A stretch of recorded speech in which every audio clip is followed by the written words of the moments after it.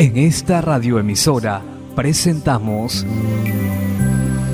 Llaves para vivir con éxito, a cargo del internacionalmente conocido maestro de la Biblia y escritor Derek Prince, quien comparte su experiencia personal y ministerio cristiano en Llaves para vivir con éxito. Bienvenidos.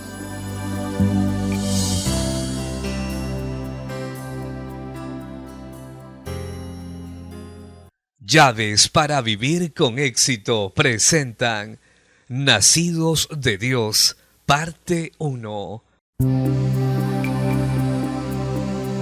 Me alegro de estar nuevamente con usted en el comienzo de una nueva semana en la que estaré compartiendo más llaves para vivir con éxito que Dios ha puesto en mis manos a través de muchos años de experiencia personal y de ministerio cristiano.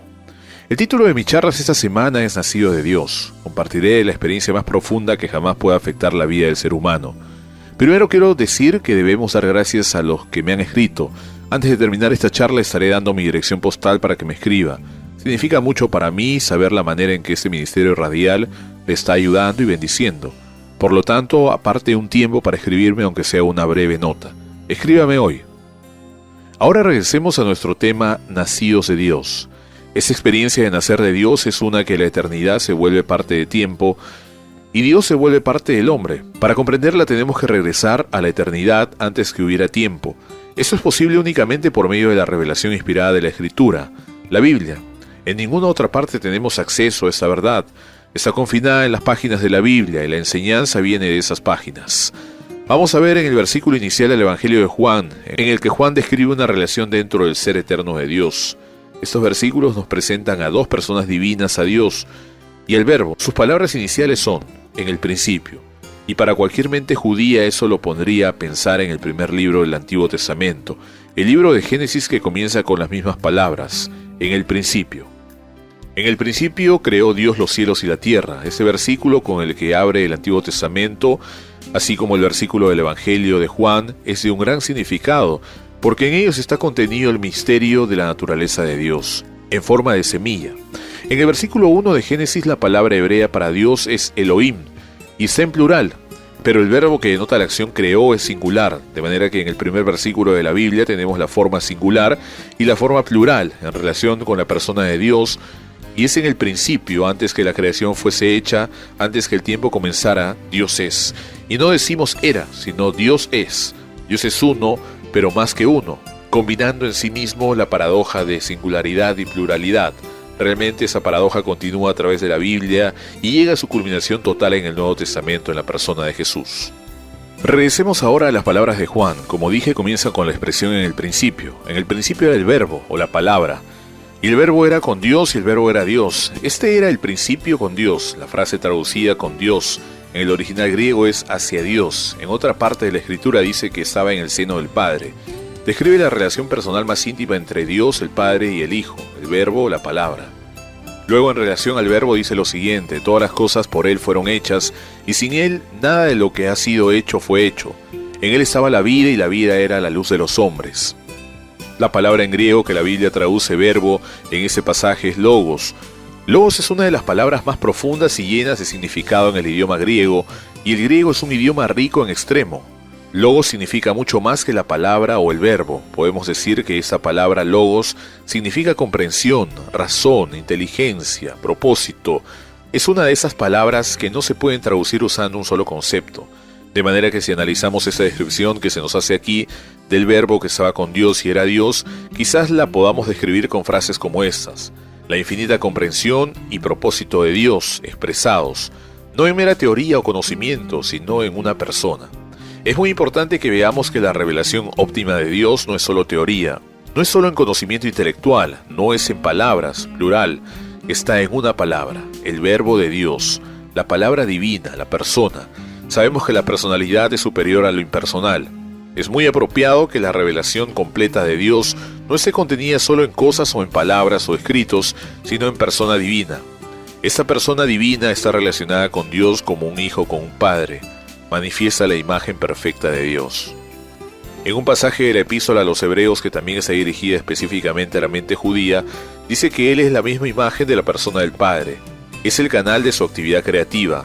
Todo lo que fue creado fue por Él, y Él es la fuente de toda la vida. En Él estaba la vida, y la vida era la luz de todos los hombres. Ahora entramos a la siguiente sorprendente revelación de la Escritura, en el tiempo escogido por Dios.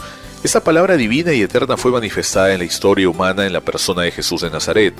Juan dice en su Evangelio, en el capítulo 1, versículo 14, «Y aquel verbo fue hecho carne, y habitó entre nosotros, y vimos su gloria, gloria como del unigénito del Padre, lleno de gracia y de verdad». De manera que tomó la forma humana y habitó entre los hombres. No obstante, sin embargo, en ciertas ocasiones su eterna gloria fue manifestada a sus discípulos. La venida de este verbo divino a la tierra, en la persona de Jesús fue Nazaret, fue testificada por el último de los grandes profetas del viejo orden, Juan el Bautista. El apóstol Juan dice que Juan el Bautista, en su Evangelio en el capítulo 1, versículo 15, Juan dio testimonio de él y clamó diciendo, «Este es de quien yo decía, el que viene después de mí es antes de mí, porque era primero que yo». De manera que ese verbo eterno manifestado en la persona de Jesús era antes que Juan, no solo era, sino que es. Él es el verbo eterno de Dios que siempre ha existido en sí mismo. Y más adelante en el primer capítulo del Evangelio de Juan, en el versículo 18 leemos esto, «A Dios nadie le vio jamás». A Dios el Padre, pero Dios, el unigénito Hijo. El unigénito Hijo significa en griego dos cosas. Significa el único engendrado y el único de su clase. No hay otro Hijo como este, eterno de Dios.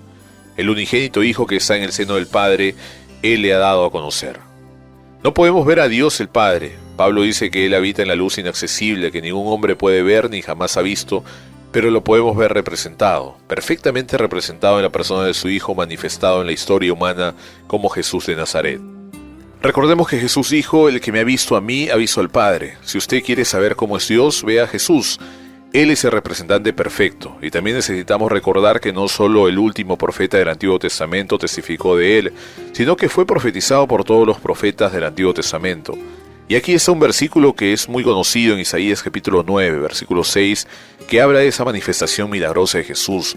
Porque un niño nos es nacido, hijo nos es dado y el principado sobre su hombro, y se llamará su nombre admirable, consejero, Dios fuerte, Padre eterno, príncipe de paz. Hay ciertos contrastes y paradojas en esta profecía que abren la puerta a la revelación de este misterio. Las palabras son muy exactas. Jesús nació, un niño, un infante, pero fue dado como hijo, el Hijo eterno.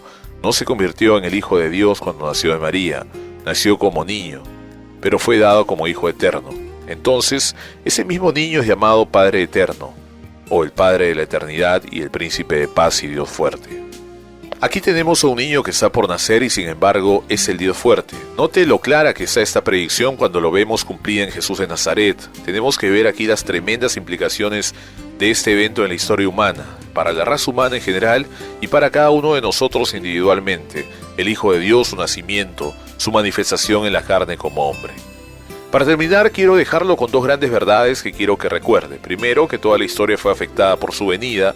El mundo no ha sido el mismo desde entonces. Segundo, nuestra respuesta a Él determina nuestro destino. La manera en que respondamos a Dios, manifestado en la historia y en la persona de Jesús, será decisivo para nuestro destino personal en el tiempo y en la eternidad. Bueno, nuestro tiempo de hoy terminó. Regresaré mañana a la misma hora para seguir compartiendo la manera en que el hombre puede responder al Verbo eterno para decidir su propio destino.